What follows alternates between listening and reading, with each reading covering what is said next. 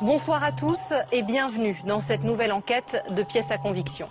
Des particules radioactives dispersées dans la nature, des malformations chez les animaux et les enfants, un nombre inquiétant de leucémies. Ce n'est pas de la science-fiction, ça se passe en Europe où chaque année des milliers d'armes sont testées sur des zones militaires à proximité de villes ou de villages. C'est le cas à Bourges, dans le Cher, et en Sardaigne, en Italie. Si en France, l'armée reste la grande muette, en Italie, le scandale est en train d'éclater. Un procureur a ouvert 2 enquêtes. Elles mettent en cause des militaires de haut rang, des scientifiques et un élu. Dans les poubelles des marchands d'armes, c'est un reportage de Linda Bendali, Sophie Le Gall et Pascal Pascariello. Non loin de Bourges, des armes à l'uranium appauvri ont été testées dans le plus grand secret. Alors les poussières d'uranium appauvri, elles se retrouvaient où? À l'extérieur. Donc dans la nature en fait. Dans la nature. Ces munitions ont contaminé les zones de tir. Cet uranium évidemment radioactif émet toutes sortes de radiations. On ignorait totalement qu'il y avait des poussières qui étaient dangereuses. En France, l'armée passe ses essais sous silence, mais la vérité commence à apparaître sur un autre champ de tir, en Sardaigne. Là-bas, un procureur mène l'enquête. J'ai reçu beaucoup de menaces. Encore une ce matin. Des explosions de missiles et de munitions sont suspectées d'être à l'origine de cancers, mais aussi de malformations chez les animaux et dans la population. Ma fille est née comme ça. Elle est hydrocéphale. Elle a le crâne un peu déformé. Si vous voulez, vous pouvez monter, mais pas avec la caméra. Pendant de nombreuses années, les autorités ont voulu taire ce scandale sanitaire. Je ne les connais pas, tous ces enfants dont vous me parlez. Je ne les connais pas. Enquête sur ces zones d'essais militaires installées en plein cœur de l'Europe et sur ces armes sales, pourtant légales.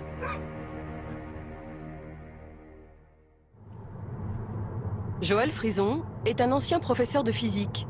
Il habite depuis toujours à Bourges et il est incollable sur les sites militaires de la ville. C'était l'entrée des établissements militaires ici qu'on vient de passer. Moi, j'y suis resté 1 an en stage. Dans cette agglomération du centre de la France, l'armée a installé ses quartiers depuis maintenant plus d'1 siècle. Alors, c'est des pyramides qui étaient la direction des établissements militaires. Il nous emmène maintenant vers le champ de tir de Bourges, appelé le polygone. On est en plein milieu du polygone, là. Donc là, vous voyez, on ne va pas s'approcher. Oui, c'est là-bas l'entrée. Vous devez être capable de la filmer d'ici. Donc c'est ici qu'on fait des tirs, en fait, qu'on s'entraîne. Voilà, c'est la direction, là, les tirs après se font sur les 30 km plus loin, quoi. Cette zone n'est pas accessible. Il est interdit d'y pénétrer. On y va? Joël Frison emprunte alors des routes de campagne pour s'approcher davantage de ce polygone. Un terrain militaire qui jouxte la ville de Bourges et fait plus de 30 km de long sur 5 km de large. Une partie des terres est cultivée, l'autre est réservée au tir. Autour, des petits villages, des panneaux d'interdiction de circulation et des caméras.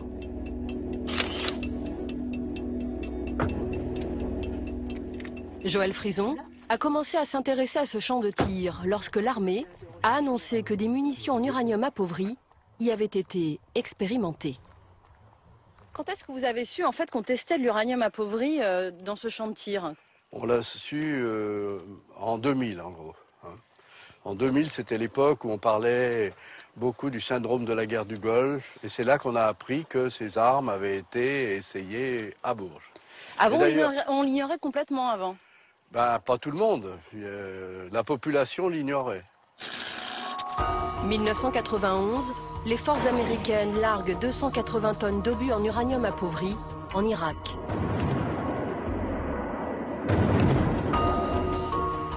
Quelques années plus tard, des médecins et des chercheurs suspecteront ces armes d'être à l'origine de maladies chez les soldats et de cancers dans la population irakienne. À Valence, au laboratoire de la CRIRAD, les scientifiques avaient eux aussi alerté sur les dangers de ces munitions. Bruno Charéron est le responsable de ce laboratoire indépendant. Dans cette boîte en plomb, une munition en uranium appauvri. Sur cet obus flèche, la partie en uranium appauvri, c'est cette partie. C'est vraiment le pénétrateur. Le problème, c'est la radioactivité. Démonstration avec ce scintillomètre.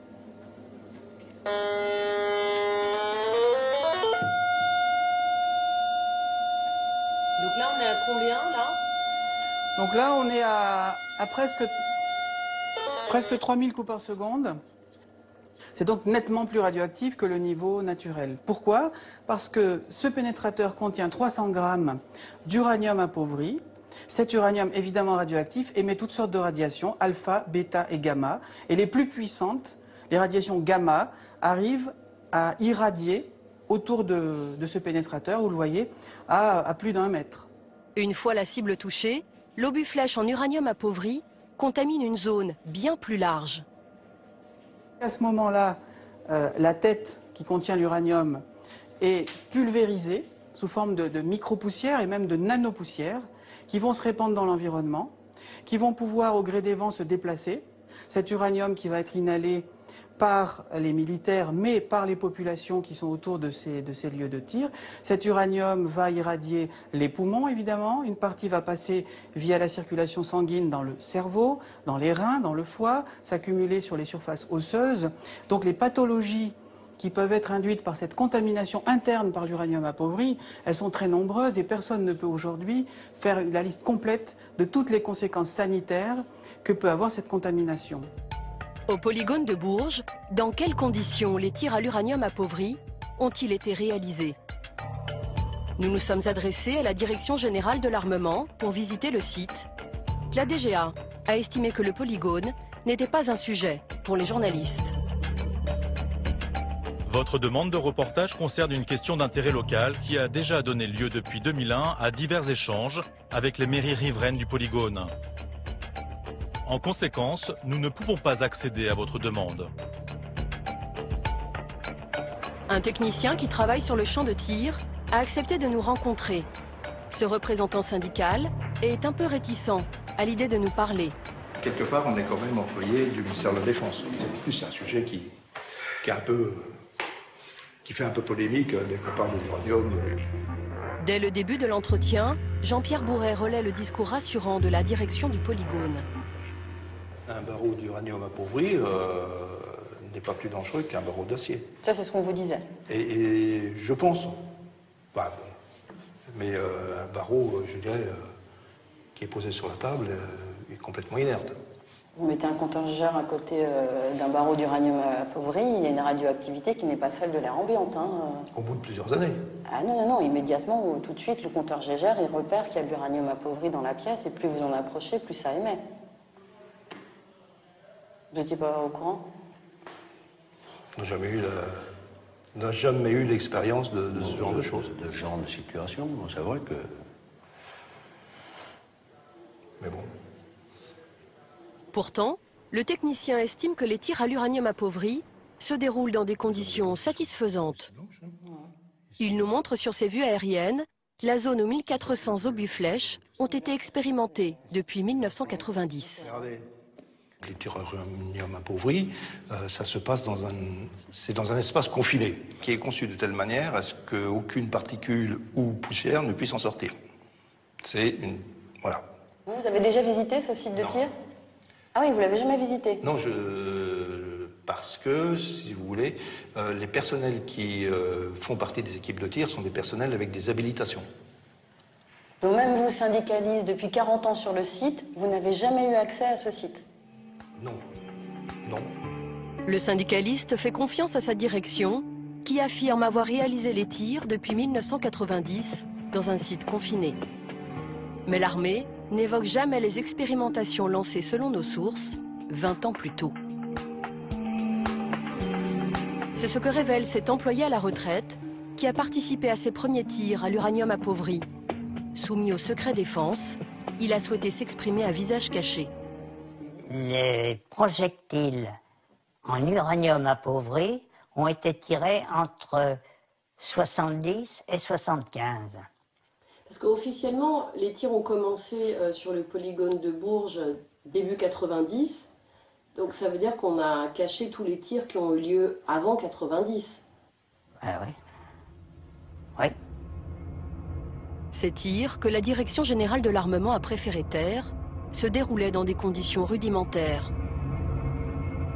Le canon se trouvait à l'air libre, à l'extérieur, et on tirait dans un tunnel de tir. On activait une ventilation de manière à chasser toutes les poussières, tout ce qui pouvait se trouver dans l'air. Et alors les poussières d'uranium appauvri, elles se retrouvaient où? À l'extérieur. Donc dans la nature en fait? Dans la nature, oui. Quand vous tiriez ces munitions, vous étiez à combien de kilomètres de Bourges? On était au point 2000, donc à 2 km de la sortie de Bourges. Ah oui, donc on n'est vraiment pas loin de Bourges. Pas loin, oui. S'il y avait du vent dans la mauvaise direction, effectivement, ça pouvait ramener des déchets sur Bourges. Parce que vous ne faisiez pas forcément attention au sens du vent, en fait. Non, non, pas du tout, non, non. Ben non, on ne nous avait pas prévenus. Hein. Donc on ignorait totalement qu'il y avait des poussières qui étaient dangereuses. Hein. Bogie, un village de 1300 habitants situé non loin du terrain militaire. Ici, on s'interroge sur ce qui a bien pu se passer ces 40 dernières années. Alors c'est le triple A, c'est abolition des armes atomiques. Ce soir, Joël Frison, avec son association Alerte Uranium, organise une réunion d'information sur les essais, mais sans représentant du polygone. Ces dernières années, les courriers qu'il leur a envoyés sont toujours restés sans réponse. On m'a dit c'est impossible de vous recevoir, il nous faut l'autorisation du ministère des Armées, on ne peut même pas vous répondre, il nous faut que la réponse passe par le ministère des Armées. Moi j'ai dit j'attends, demandez, et puis voilà. On reçoit une réponse, il n'est absolument pas question de nous recevoir. À ses côtés, le vice-président du Conseil général du Cher. En décembre dernier, tous les élus du département ont demandé la vérité sur l'uranium appauvri. Vous-même, en tant qu'élu, c'est difficile jusqu'à présent d'avoir des informations sur ce qui se passe sur ce polygone? Bien sûr. Je dirais quasiment autant que les citoyens. Bon, voilà, c'est la grande muette. À défaut de répondre à leurs questions, l'État envoie des agents pour écouter les citoyens. T'as vu personne derrière? Ah oui. À chaque réunion, un officier de la DCRI, l'actuel service des renseignements, est présent. Joël Frison, c'est bon. Ça va. Joël Frison le salue comme un habitué.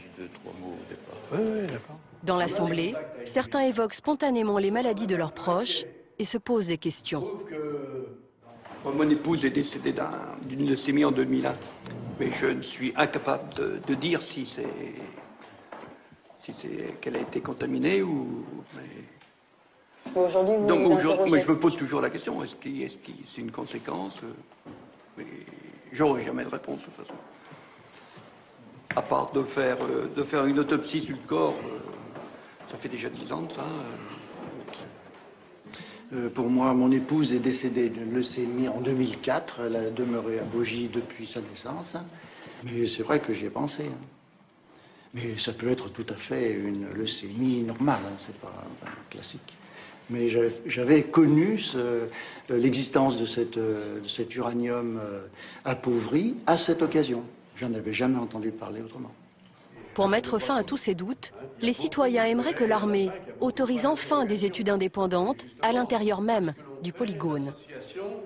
On demande à ce qu'il y ait des recherches d'uranium dans les sols, dans le polygone et autour du polygone.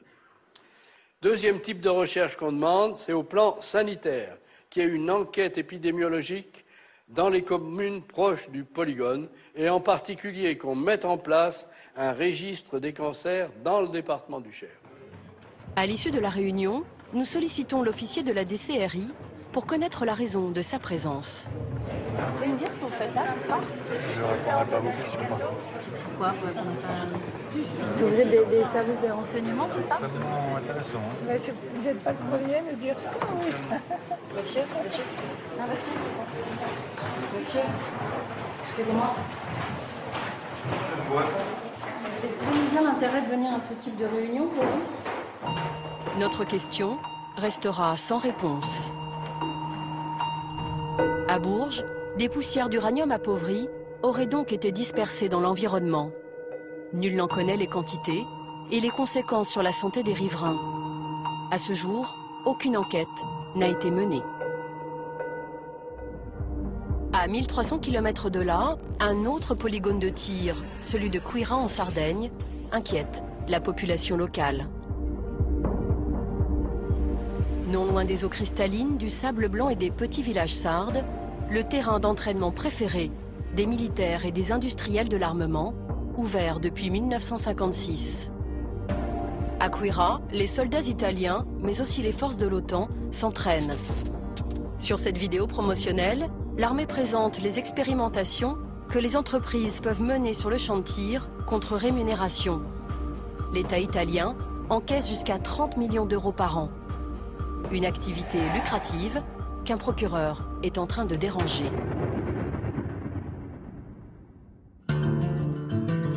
Tout commence dans le village sarde d'Escalaplano. En 2005, un événement vient rompre la tranquillité de ses habitants.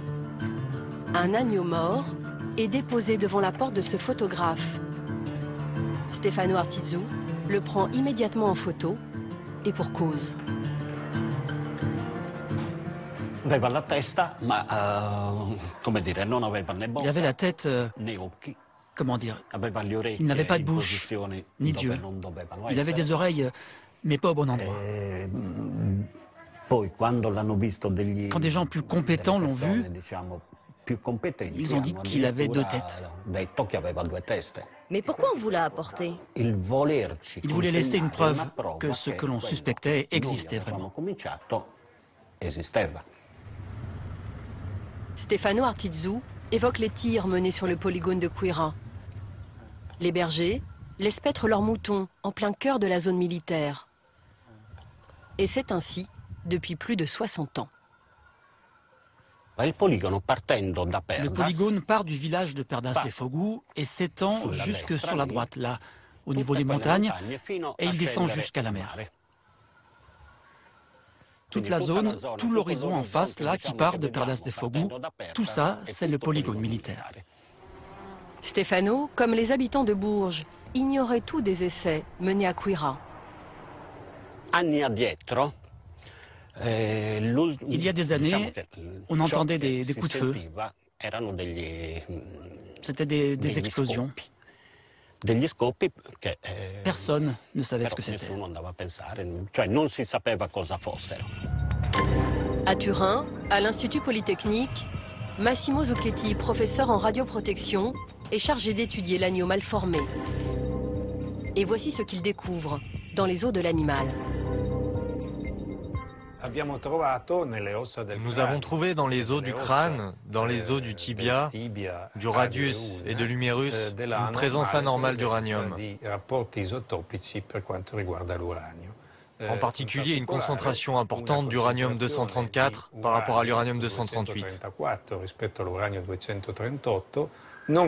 Ce n'est pas compatible avec la présence d'uranium naturel. Cela confirmait donc une contamination à l'uranium appauvri. Comment de l'uranium d'origine artificielle a-t-il pu contaminer cet agneau? Dans cette zone, il n'y a aucune activité industrielle polluante d'aucune sorte. Alors je ne vois pas d'autre responsable que la base militaire et ses activités. À Queyras, tous les regards se tournent alors vers le polygone. Les militaires auraient-ils procédé à des tirs à l'uranium appauvri? L'armée italienne nie en bloc. L'énigme du mouton mal formé en reste là. Les habitants vont continuer à vivre au rythme des essais. Il y en a un qui arrive. Antonio, comme tous les bergers de la région, subit depuis toujours les passages incessants des avions de l'armée.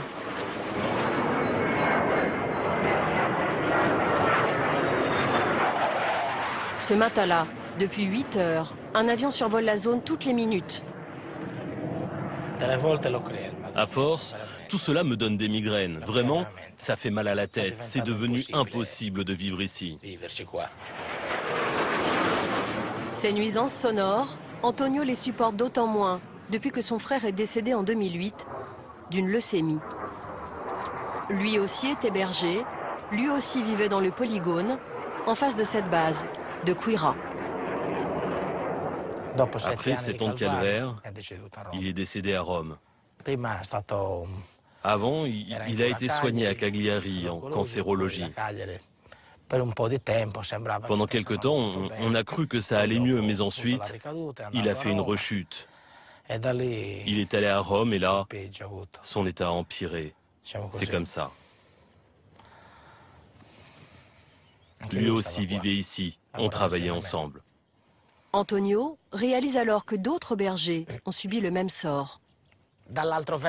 Sur l'autre versant, à cet endroit, il y a eu 2 morts. À chaque fois, des leucémies. Puis,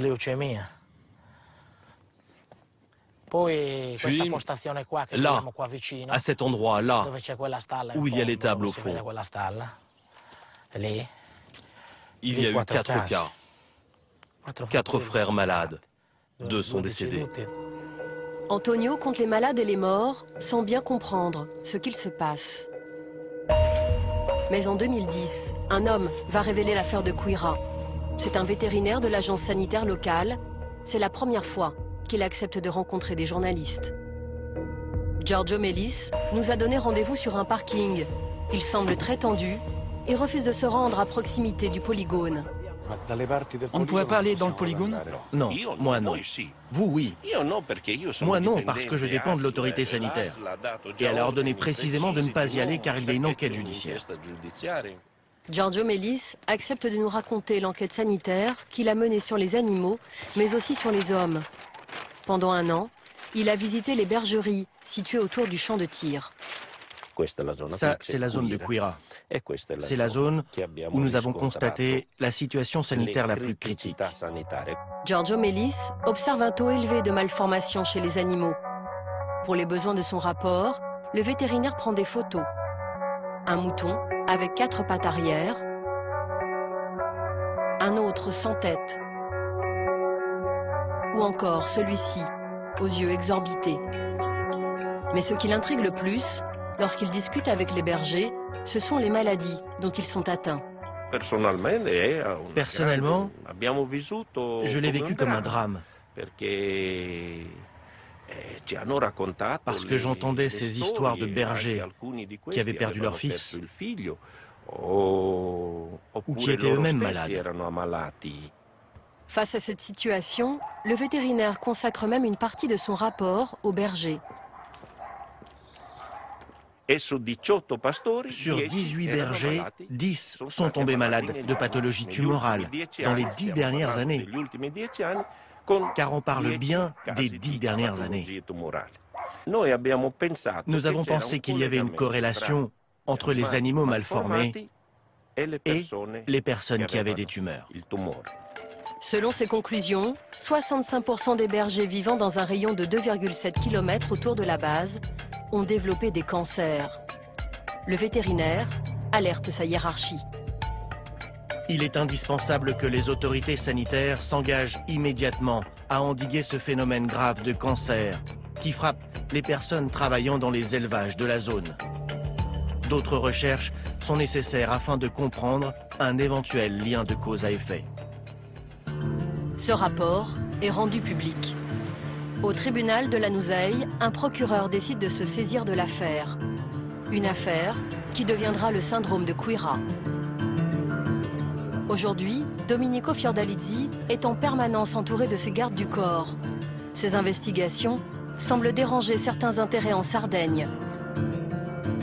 Il a même été surnommé, du nom d'un juge assassiné 20 ans plus tôt, par la mafia italienne. On m'a appelé Borsellino, mais pas dans le sens positif du terme. Plutôt pour dire Borsellino, fais gaffe à toi, sinon on te met une bombe. J'ai reçu beaucoup de menaces. Encore une ce matin. Sur ces menaces, il n'en dira pas plus. Dès le début de son enquête, le procureur Fiordalisi tape fort. Le 27 janvier 2011, il donne une interview à la télévision locale pour lancer un appel à témoins. Je voudrais dire aux gens, à ceux qui m'écoutent, que ma porte leur est ouverte. S'ils ont été témoins de délits contre la santé, contre l'environnement ou dans le domaine de l'armement, la justice pénale est prête à intervenir et à faire son travail. Son intervention fait mouche. Le procureur est assailli par les témoignages de malades. Disons que nous examinons les cas de 160 personnes malades de lymphome et de tumeurs. Des gens qui avaient été dans cette zone contaminée. Sur ces 160 personnes, 100 sont déjà décédées. Et ils habitaient où, ces personnes, ces 160 personnes?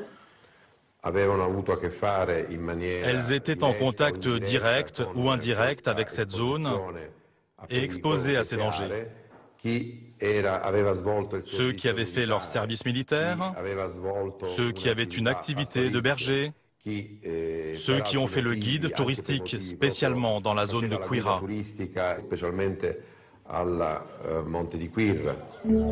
Le procureur poursuit son enquête dans les cimetières. Il n'hésite pas à demander l'exhumation des bergers, recensés par le vétérinaire Mélis.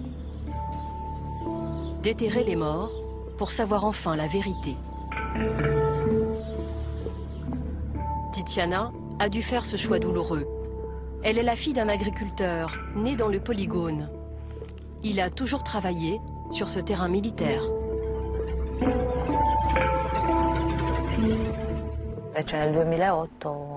En 2008, mon père a eu un lymphome non-Hodgkin qu'il a emporté. En peu de temps? Oui. Il y a 6 mois, elle reçoit ce document. C'est l'avis d'exhumation du procureur. Un choc pour Tiziana comme pour les autres familles sardes concernées. Au regard de la religion, certaines familles pensaient que toucher à un cadavre, ce n'est pas acceptable. Alors j'en ai discuté avec mon frère et ça n'a pas été simple de prendre cette décision. On s'est dit qu'il fallait respecter les volontés de notre père, lui qui voulait la vérité. Les résultats des autopsies tombent, c'est un coup de théâtre. Contre toute attente, pas de traces d'uranium appauvri, mais les scientifiques découvrent un autre élément radiotoxique, le thorium. Dans ce courrier que nous nous sommes procurés, ils affirment en avoir trouvé dans les ossements de 10 bergers sur les 12 vivant dans le polygone. La quantité en thorium-232 présente dans les tibias augmente avec l'âge des personnes décédées qui ont exercé une activité de berger dans les zones intérieures du polygone. Pour le procureur Fiordalisi, cette découverte est déterminante. Dans les os des bergers qui ont fréquenté cette zone, et plus particulièrement près de la zone à haute intensité militaire, la plus contaminée, il a été mesuré une radiation alpha issue du thorium. Nous sommes donc certains que ces personnes ont inhalé et absorbé, au cours des dernières années, du thorium radioactif dans cette zone.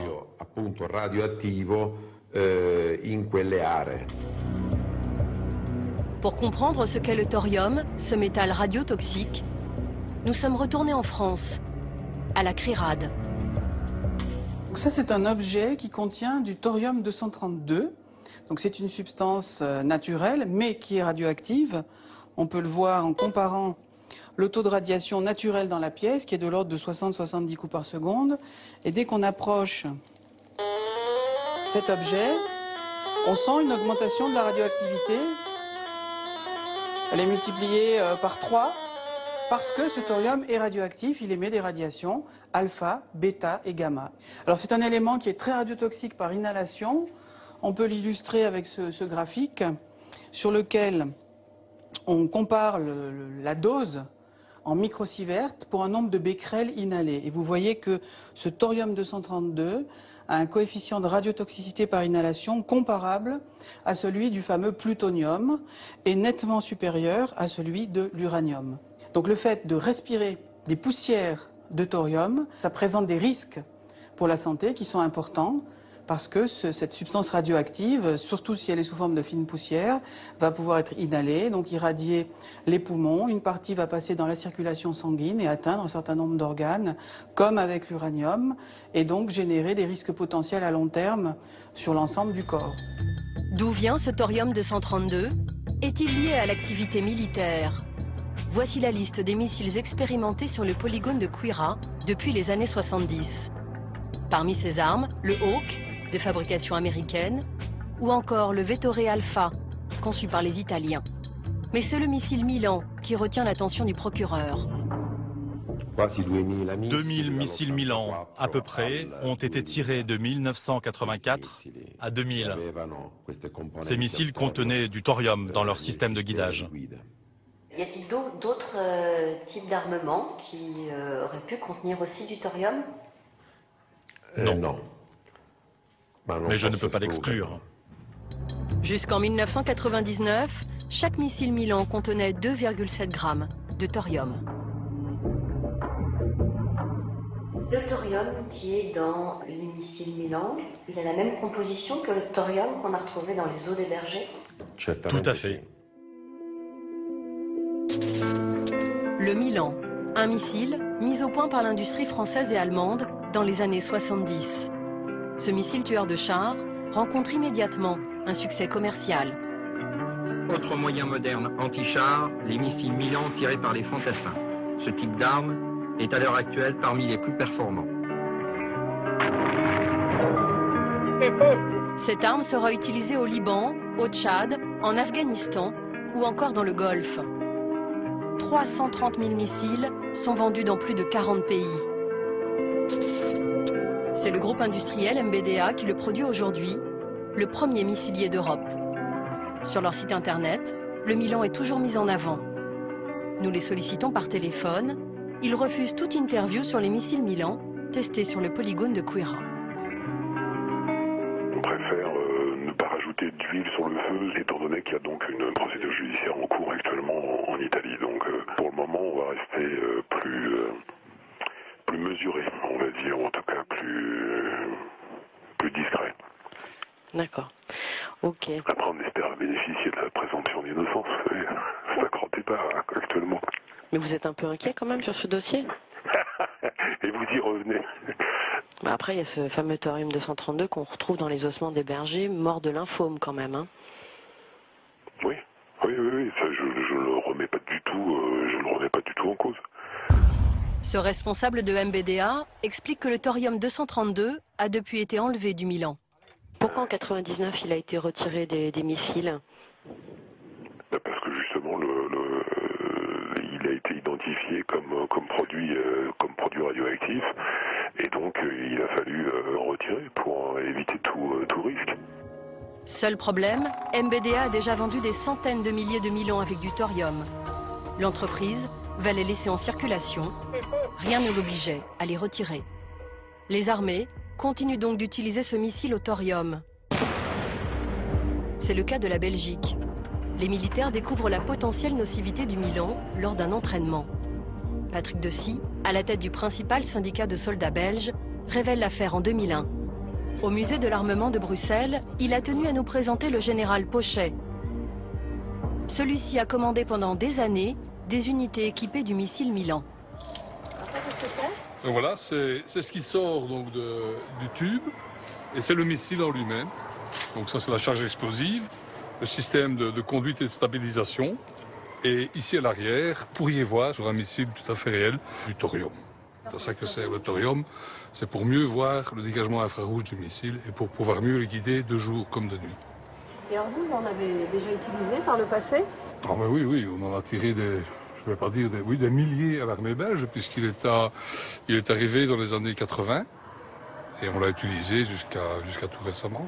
Donc pendant des années, ça a été utilisé, tout ce qui était entraînement des gens sur les pas de tir, et c'est là d'ailleurs que le problème thorium est apparu. Les militaires belges font cette découverte lors d'un entraînement dans un champ de tir anglais. Les Britanniques les alertent sur ce thorium, dispersé au moment du tir du missile Milan. Ce qui a mis la puce à l'oreille, on va dire, ce sont les Anglais quand ils ont demandé que les Belges mettent en application les mesures de protection. Et là, ils sont interrogés, quelles mesures de protection, on n'est pas au courant. Ah ben, attention, il y a du thorium dans le traceur de ce missile. Le syndicat des militaires belges se saisit du dossier. Il demande au ministère de la Défense de protéger les soldats qui tirent les missiles Milan. Une directive est alors adoptée. Le but est très clair, lutter contre la contamination radioactive du Milan. Pour ce faire, le port de l'équipement de protection personnelle et individuelle est obligatoire pour tout le personnel se trouvant sur la position de tir. Masque anti-poussière, gants jetables. Le sol sur lequel le tireur et le pourvoyeur sont couchés durant le tir est à recouvrir au préalable d'une bâche synthétique. Les militaires belges seront ainsi équipés jusqu'à leur dernier tir, réalisé en 2009. Ça veut dire que l'armée belge a quand même pris au sérieux cette affaire de contamination des sols et des hommes au thorium. Tout à fait, et c'était dans son intérêt, puisque on ne saura que dans 10 ou 15 ans si les gens qui ont été contaminés vont présenter des pathologies au niveau des poumons, des os, du foie, en fonction de la dose qui a été reçue. Donc il était dans l'intérêt de la défense de pouvoir répertorier tous ces gens qui ont tiré, et si un jour, par malheur, certains devaient se plaindre et pouvoir faire un lien de cause à effet entre une pathologie du foie, par exemple, et à ce moment-là, la défense indemniserait le personnel qui a été contaminé. Selon nos informations, du côté français, les soldats ne se sont jamais protégés contre ce thorium contenu dans les missiles. Mais dans quelles conditions ont-ils été tirés sur le polygone de Queyras? De retour en Sardaigne, nous nous rendons à la base principale. Bonjour. Nous voulons parler au colonel Frézy. Un sous-officier vient nous annoncer que le colonel Frézy, chargé de la communication, refuse de nous recevoir. Le colonel Frézy me fait dire qu'il ne vous autorise pas à entrer. Et vous ne pouvez pas accéder non plus à la zone du polygone. Une fois le sous-officier parti, nous engageons la conversation avec un autre militaire. Et vous pensez quoi, vous, de la situation? Je ne sais pas. Je crois que la presse a exagéré le problème.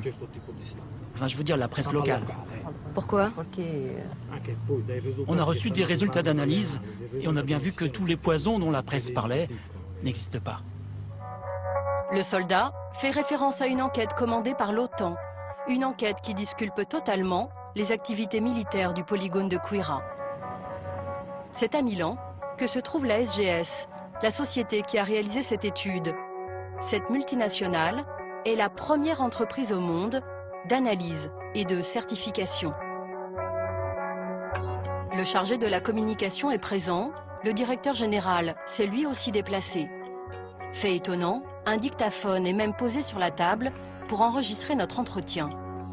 S'ils prennent autant de précautions, c'est sans doute parce que 2 de leurs scientifiques sont mis en cause par le procureur Fiordalisi. Vous êtes Ah, d'accord, l'autre chimiste. Ils sont poursuivis pour falsification aggravée d'un document public. Ce matin, ils comptent bien défendre ce document, l'étude sur les sols, qu'ils ont menée sur le polygone de Queyras pour le compte des militaires. Combien d'échantillons? En total, de sol, c'est fait plus de 700 échantillons. D'accord. Donc c'est un gros travail pour vous. Oui, oui, oui. Combien de mois de travail sur les 700? Alors, du début de l'échantillonnement jusqu'à la consigne du rapport final, il y a 2 ans de travail. 2 ans de travail. 2 ans de travail, oui. Un travail considérable, mais avec un objectif pour le moins inattendu. Notre devoir n'était pas d'analyser si l'armée avait pollué. L'activité était de faire une photographie de la zone, de la situation, mais de ne donner aucune réponse au point de vue de la pollution. Pour cela, les militaires leur ont indiqué les lieux des prélèvements et la trentaine de métaux lourds, dont le thorium, qu'il fallait chercher dans les sols. Les scientifiques obtiennent ainsi des résultats très rassurants. Là où il n'y avait pas d'activité militaire et là où il y avait activité militaire, il n'y avait pas de différence. Le procureur a des doutes sur l'étude des chercheurs, d'autant plus qu'il découvre un lien entre l'entreprise SGS et l'industrie de l'armement. Sergio Marchionne, le président du conseil d'administration de la SGS, est aussi le directeur général de Fiat. Et des filiales de Fiat produisent des moteurs d'engins militaires et des chars pour l'armée italienne. Le président du conseil d'administration de SGS, c'est aussi le patron de Fiat, je ne dis pas de bêtises. C'est vrai. D'accord. Fiat, qui est effectivement en gros une entreprise qui fait de l'armement, qui a effectivement des sociétés qui font de l'armement, donc Alenia, etc., et qui utilise beaucoup ce territoire du polygone. Que je sache, Fiat ne fait pas d'armement, fait des voitures. Et je ne savais pas que... J'apprends qu'il fait des activités sur le polygone, Fiat. Bon. Mais vous comprenez le doute qui traîne autour de ce rapport commandé par les militaires à une société qui a des liens avec l'armement? Vous comprenez? Non, franchement, je ne comprends pas.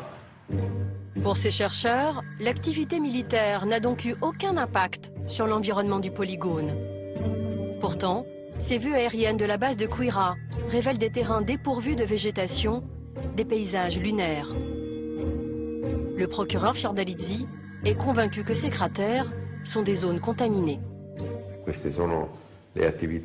Dans cette zone, les fosses ont été creusées par les explosions. Il y en avait du matin au soir, et cela pendant des mois. Il mandate alors d'autres chercheurs, cette fois-ci indépendants de l'armée. Leurs résultats seront bien différents de ceux de la SGS.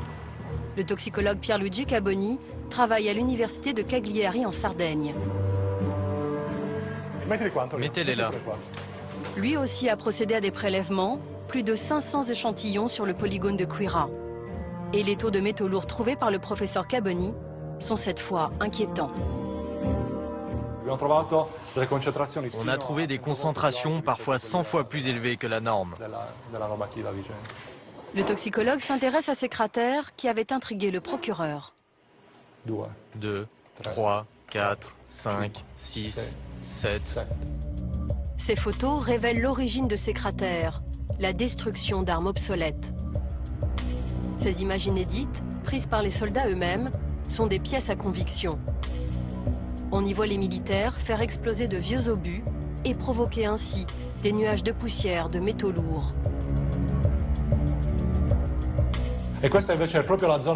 Ça, c'est la zone où les militaires venaient détruire le matériel obsolète. Regardez ici. Ce sont tous les cratères formés par ces explosions. On voit que dans la zone, la végétation ne pousse plus. Pourquoi il n'y a pas de végétation? Probablement à cause de la pollution due aux métaux lourds qu'on a trouvés. Cadmium, plomb, arsenic et antimonium. Pour le professeur Caboni, Quira est un désastre environnemental et sanitaire. Moi, je ne me sentirais pas en sécurité si j'habitais dans une zone militaire avec ce type d'activité. Mais certains Sardes n'ont pas vraiment eu le choix. Stefano Pilleri était un appelé du polygone de Quira. En 1998, il a 21 ans. Il passe 6 mois sur la base pour son service militaire. Il se souvient encore du bruit des tirs et des explosions. À certaines périodes, la fréquence des explosions était très importante. On pouvait en entendre tout au long de la journée. Une fréquence importante, c'est-à-dire? Je pense qu'il pouvait y avoir jusqu'à 20, voire 30 explosions par jour, peut-être plus. Sur la base de Quira, personne ne s'en inquiétait vraiment. On n'a jamais été informé que cela pouvait être dangereux pour nous. On n'a jamais eu de protection ou de recommandations particulières de la part de ceux qui nous commandaient. On n'avait aucune information sur ce qui se passait. 3 ans plus tard, Stefano Pilleri tombe malade. Un lymphome non-Hodgkin est diagnostiqué à l'hôpital. La même tumeur retrouvée chez la plupart des bergers de Quira. Quand vous étiez dans les hôpitaux en Sardaigne, vous avez rencontré d'autres personnes qui souffraient de la même maladie que vous? Oui, ça arrivait souvent. Pendant les visites de contrôle, les médecins me demandaient souvent si j'étais allé dans cette zone militaire. Car beaucoup de personnes atteintes de lymphome et de tumeurs ont habité dans la région proche de Quirra. Pourtant, l'armée n'a jamais reconnu un lien entre sa maladie et les explosions de la base de Quirra. Et ce, malgré les conclusions du professeur Antonietta Gatti. Cette chercheuse travaille sur un domaine novateur, l'infiniment petit, les nanoparticules. Elle analyse au microscope les tumeurs des malades. Dedans, il y a une caméra. Je mets ces échantillons ici. Ce sont des coupes très fines d'organes malades, comme le foie ou les reins. Et à l'intérieur même de la tumeur de Stefano Pilleri, elle découvre des métaux lourds. Quand on trouve à l'intérieur du corps humain ces nanoparticules, la présence conjointe de ces éléments n'est pas normale, car elle n'existe pas dans l'air que l'on respire. Elle vient sûrement d'une combustion contenant ces éléments, par exemple de la combustion d'obus, de bombes et de matériaux militaires. Auparavant, le professeur Gatti avait étudié les cas de soldats revenus de la guerre des Balkans. Elle avait trouvé des traces de métaux lourds jusque dans le sperme des vétérans. Et ce type de contamination, elle le retrouve aussi chez certains habitants de la zone de Quirra. Lorsque l'on trouve dans le liquide séminal, c'est-à-dire le sperme d'un patient, des particules contenant de l'oxyde de carbone, du magnésium, de l'aluminium, du silicium, du soufre, du phosphore, du bismuth, du chlore, du potassium, du calcium, du titane, du fer, tout cela n'existe pas à l'état naturel.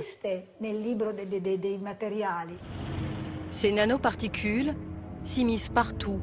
Elles contaminent tout. En Sardaigne, elles sont même soupçonnées d'avoir provoqué des malformations chez certains enfants, notamment au plus près des cratères, où les munitions obsolètes ont été dynamitées à l'air libre, dans le village d'Escalaplano. C'est ici que vit le photographe qui a retrouvé devant sa porte l'agneau à l'uranium appauvri. Cet animal a ravivé les doutes de Stefano Artizzu sur la malformation de sa propre fille. Celle-ci est née il y a 20 ans, sans doigt, à la main droite. Petit à petit, il découvre que son enfant n'est pas un cas isolé dans le village. Au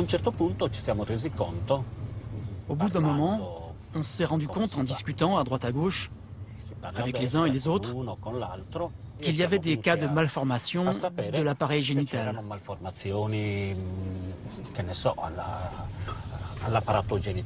Et aussi d'autres malformations qui concernaient les organes digestifs. Il y avait aussi un autre cas, un problème au visage. On en a dénombré 15 en tout. Entre 1988 et 1992, 15 enfants malformés sont nés dans le village. Face à cette hécatombe, Stefano tente de mobiliser les habitants en vain. La honte sera plus forte que le désir de vérité. On nous a dit qu'on se trompait, que ce n'était pas vrai, qu'il n'y avait aucune raison de s'inquiéter. Tout le monde, même leurs parents, voulait les cacher. Ce qu'ils voulaient, c'était dissimuler l'ampleur du phénomène. Seul contre tous, le photographe abandonne son combat. Les enfants malformés d'Escalaplano restent cachés, à l'abri du regard des villageois. Aujourd'hui, le sujet est tabou, le nom des familles gardé sous silence. Nous finissons par trouver l'adresse de l'une d'entre elles. C'est Linda. Ma fille est née comme ça. Elle est hydrocéphale. Elle a le crâne un peu déformé. Si vous voulez, vous pouvez monter, mais pas avec la caméra. À l'étage, Maria, sa fille, est allongée sur un lit médicalisé. À 24 ans, elle a le corps d'une fillette de 5 ans. Voilà pourquoi je ne voulais pas de caméra. Son crâne est déformé, ses membres atrophiés et paralysés. Sa bouche reste grande ouverte, car ses dents ont poussé à l'intérieur de son palais. Maria a du mal à respirer. Elle entend, mais elle ne peut pas parler. Maria est, comment dire, elle est éteinte. L'encéphalogramme est quasi plat. Maintenant, il est impossible de la laisser seule, car elle peut suffoquer, vous comprenez? C'est tellement difficile. À l'hôpital, ils m'ont dit qu'ils n'avaient jamais vu un monstre pareil. Pas vrai, Maria?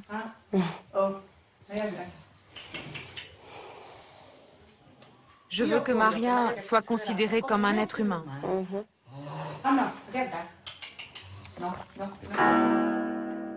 À la naissance de sa fille, cette coiffeuse a dû arrêter de travailler pour s'en occuper.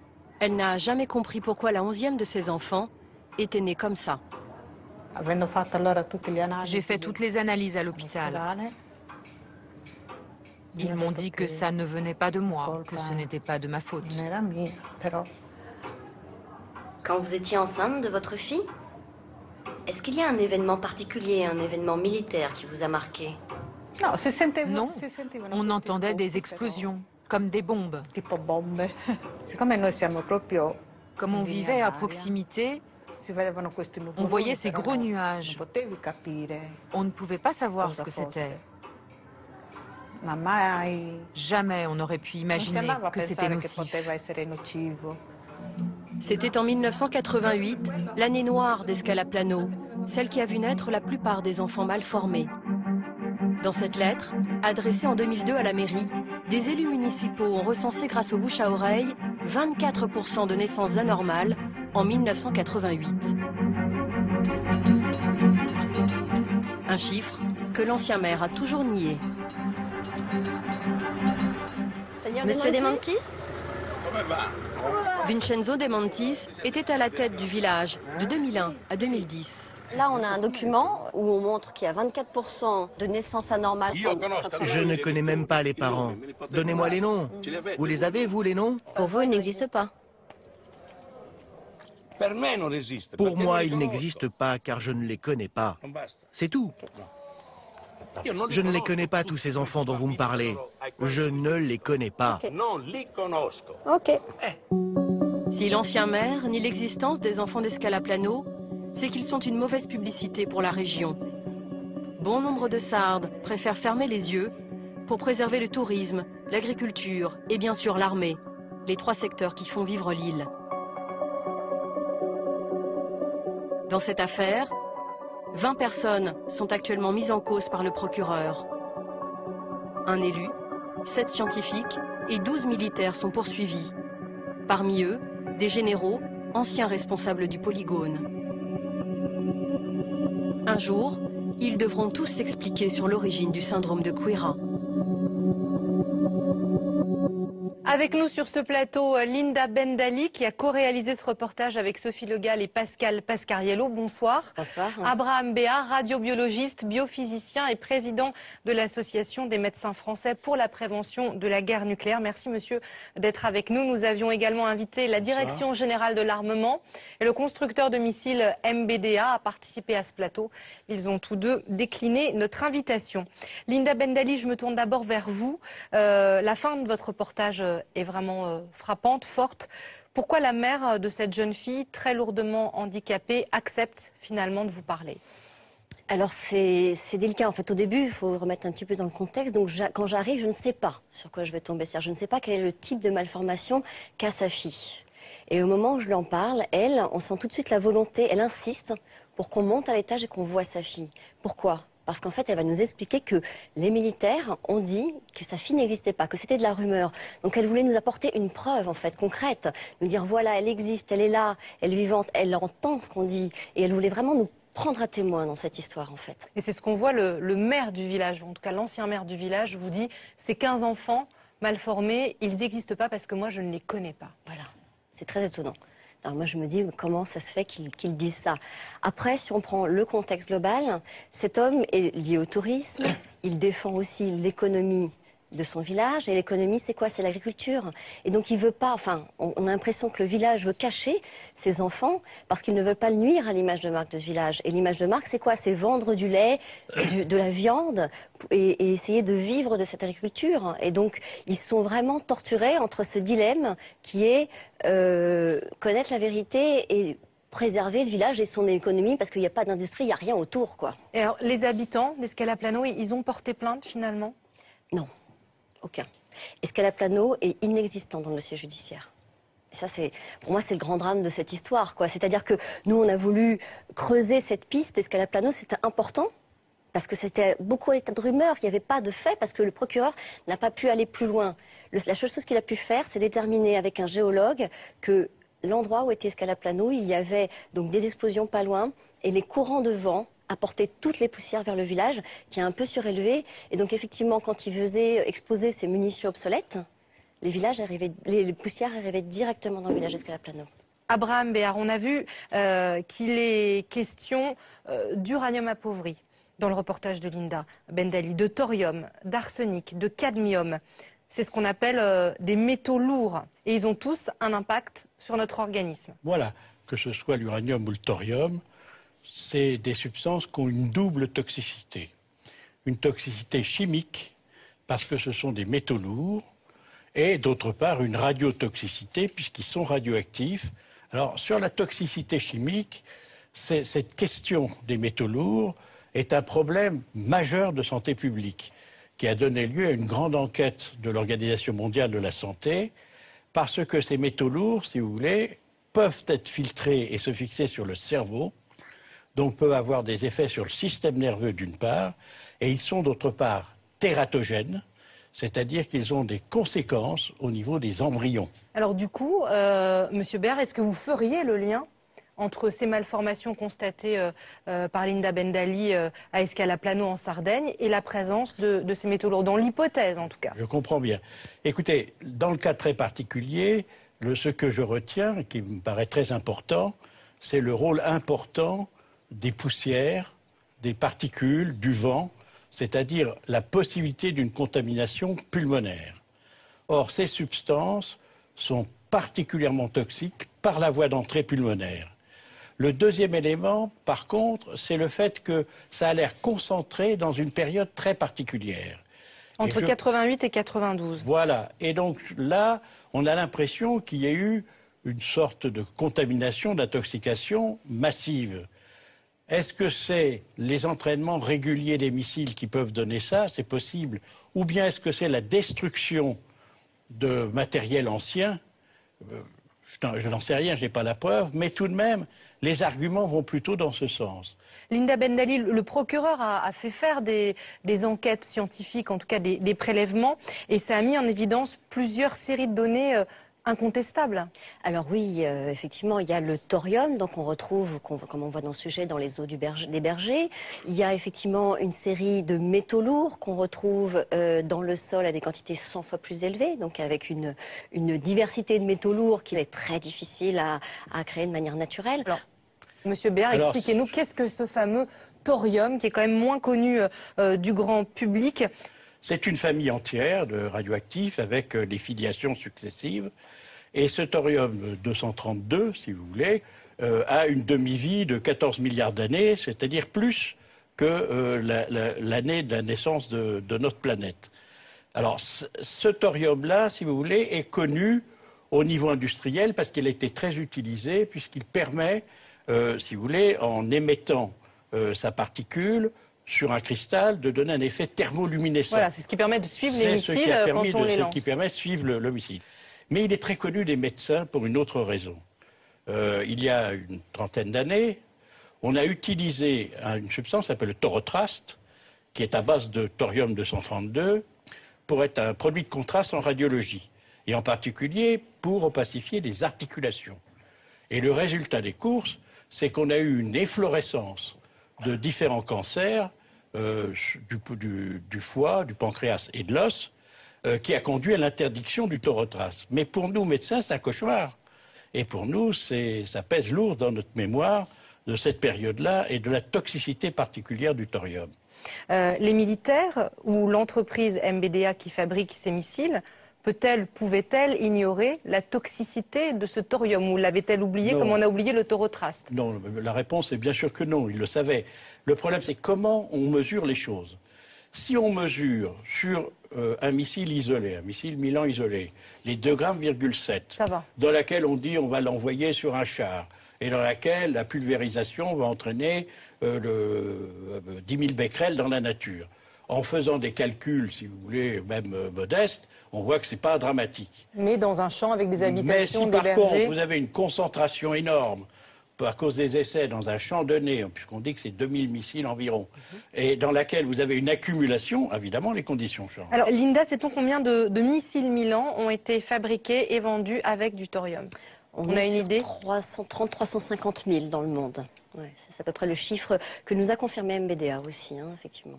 Alors, vous nous détaillez à la fin de votre reportage la liste des personnes inculpées, inquiétées, des militaires, des hauts gradés, des scientifiques, un élu, pas de représentants de ces entreprises d'armement inquiétés, poursuivis, demandés à être entendus?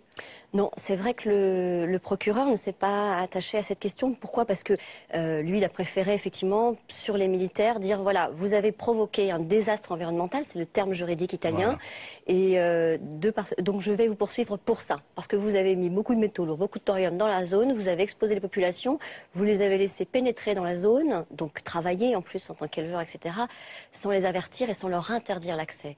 Mais c'est une question qui va peut-être surgir dans les jours, semaines à venir, parce que il y a une semaine, donc le 8 mai, le procureur Fiordalisi a été auditionné par la commission sénatoriale italienne. Et à ce moment-là, les sénateurs se sont interrogés, se sont demandé mais pourquoi on n'irait pas voir du côté de la France, et donc du côté d'MBDA ou de l'armée française, pour demander des explications sur ce missile Milan. Alors, on va revenir à la France, parce qu'on a beaucoup parlé de la Sardaigne. Linda Bendali, votre reportage s'intéresse aussi au sort de ces populations près de ces champs de tir. Même symptôme, même silence? C'est-à-dire qu'aujourd'hui, à Bourges, on s'est confronté effectivement au silence de l'armée et au silence des populations. Donc Sophie Le Gall, avec qui j'ai réalisé cette enquête, donc a enquêté à Bourges, a fait du porte-à-porte, a appelé les agriculteurs locaux, a appelé donc, toutes les populations. Et effectivement, tout le monde sur Bourges se sent lié par ce secret défense, par cette industrie militaire qui vit dans le département, qui fait vivre le département. C'est-à-dire que par exemple, rien que le missilier MBDA, c'est le premier employeur du département du Cher. Et donc, c'est vrai que ça a été très dur d'avoir des informations. Et notamment, ce qui est très très étonnant, c'est qu'à l'intérieur du polygone de Bourges, il y a ce fameux site confiné à l'uranium appauvri. Absolument. Et là, il n'y a pas une photo qui existe, c'est-à-dire qu'on n'a trouvé aucune photo sur ce site. Et les élus qui, depuis 10 ans, depuis l'affaire du syndrome du Golfe, demandent à visiter ce site. Alors on dit, venez au polygone, on fait une belle visite, mais jamais sur le site confiné. Donc personne ne l'a vu, il n'y a pas une image. C'est quand même très étonnant. Secret, pourquoi? Défense absolue. Absolue. Abraham Béard, qu'est-ce que vous avez répondu aux riverains inquiets, aux élus qui vous ont sollicité sur ce qui se passe à Bourges? Alors, je veux d'abord dire qu'il y a peut-être une différence avec la Sardaigne, c'est qu'il y a tout de même des gens dans la région, y compris à Bourges, qui se posent tout de même de sacrées questions sur cette situation. Et après tout, dans la réunion où ils m'ont convié, c'est eux qui m'ont convié. Donc cette fois-ci, on n'a pas une population complètement cadenassée. Ça bouge. Le deuxième élément, si vous voulez, je suis persuadé que s'il y a une visite sur le site dans la zone confinée, c'est-à-dire là où actuellement, maintenant, on fait des essais, pas forcément d'uranium appauvri, mais tous les essais, je suis persuadé que c'est devenu impeccable. La question, c'est avant. Bien, on n'est pas sûr du tout qu'avant, c'était aussi bien confiné, surveillé que cela, que les déchets de ces différents tirs avaient été soigneusement, tout était ramassé, pas seulement les douilles, mais aussi les déchets métalliques et tout. C'est possible que ce soit comme ça maintenant, mais le problème c'était, qu'est-ce qu'il y a il y a 20 ans, il y a 30 ans, qu'est-ce qui s'est passé dans la zone? Vous, si on vous demandait aujourd'hui, faites une enquête sur les conséquences, les risques, il faut aller voir quoi? Il faut aller voir les champs, il faut aller voir la terre, il faut aller voir l'eau, il faut examiner les gens? Je pense que la première des démarches, c'est d'examiner ce qui se passe dans le sol, et comme il s'agit là, plus probablement de rechercher de l'oxyde d'uranium, de regarder ce qu'il y a dans la partie aqueuse, dans la nappe phréatique, etc. On avait posé cette question à la DGA sur les tests qui pourraient être effectués, s'ils ont été effectués ou pas de leur côté. On nous a répondu par mail. Alors je vais vous lire ce qu'ils nous répondent. Des prélèvements réguliers sont effectués par l'armée. Selon la Direction générale de l'armement, il n'y a aucune trace d'uranium appauvri en dehors des zones d'essai de son site de Bourges. Voilà, c'est ce que répond la DGA. En dehors du site, c'est-à-dire qu'à l'intérieur du site, il y en a. Je ne sais pas, je vous laisse, réagir, je ne sais pas.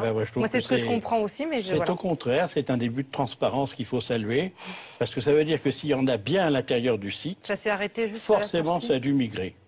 Et ça ne peut migrer qu'à l'intérieur du sol, et on doit pouvoir le retrouver. Donc, si vous voulez, c'est un premier pas très intéressant. Alors, ces études ne sont pas publiques. Hein. On les a demandées, ils ne les publient pas. Ça, c'est comme ça. Mais si vous voulez, ça, c'est une autre bataille. Ils sont sûrs que c'est impeccable, que tout va bien, il n'y a pas de risque. On peut faire les prélèvements. Non pas les prélèvements comme eux les font, mais les prélèvements comme un organisme indépendant pourrait les faire. Abraham Béard, si on élargit le débat, et quand on voit que quelques bergers en Sardaigne, près d'un champ d'essai, sont contaminés visiblement, probablement à ce point, qu'en est-il de la contamination des populations civiles sur les vrais terrains de guerre? Alors, je vais vous dire, c'est pire. La nature des armes et les conséquences pour la population civile est un problème moderne. Je voudrais prendre un exemple récent très simple, et qui est l'utilisation des bombes au phosphore, qui ont été faites récemment au Moyen-Orient, et qui ont entraîné un nombre de victimes considérable. Bien, voilà un exemple d'un armement classique, entre guillemets autorisé, et dont les conséquences ont été atroces. C'est-à-dire que, si vous voulez, le phénomène moderne, c'est que ce soit des conflits locaux ou des conflits plus généralisés, la cible n'est plus le militaire d'en face. La cible, c'est toujours la population civile. Et si on prend l'exemple de l'arme nucléaire, la cible, ça n'est que la population civile. Linda, pour conclure sur la Sardaigne, qu'est-ce qui se passe en ce moment à Quiras? Les tirs continuent, ça s'est arrêté? Alors, ça continue, l'activité reprend petit à petit parce qu'elle a été fermée à un moment par le procureur, qui à un moment a dit on ferme tout, on fait un bilan, un état des lieux et on ferme tout. Donc là, ça reprend petit à petit. Et puis là, le procureur, il y a à peu près 15 jours, donc fin avril, a donné donc au juge ses conclusions. Donc maintenant, il y a un juge qui va décider s'il va y avoir un procès ou pas. Et donc voilà, tout le monde est dans l'attente de tout ça. Et en attendant, effectivement, l'activité reprend dans la base. Mais bon, on a quand même rencontré des bergers qui continuaient à emmener les moutons dans les zones d'essai. Et quand on leur demande « mais pourquoi vous continuez à y aller? Vous savez qu'il y a une possibilité de pollution ?» On nous dit « mais on va aller où ? On va emmener nos moutons où? Nous, c'est leur terre, quoi. » Et donc les militaires sont sur leur terre. Quand ils sont arrivés il y a 50 ans, ils ont pris leur terre, en fait. C'est comme ça qu'ils le vivent. Enfin voilà, il y a quand même un enjeu qui est très fort et il y a un drame qui est vécu au niveau local depuis toutes ces conclusions du procureur. Voilà, ce sera le mot de la fin. Merci à tous les deux. Merci Linda Mendali, merci Abraham Béard de nous avoir éclairé sur ce qui se passe dans ces zones militaires qui, on l'a vu, pratiquent vraiment le secret et sur les conséquences probables sur la santé et l'environnement. Merci à vous qui nous regardez pour votre fidélité. À très bientôt pour une prochaine enquête de pièces à conviction sur France 3.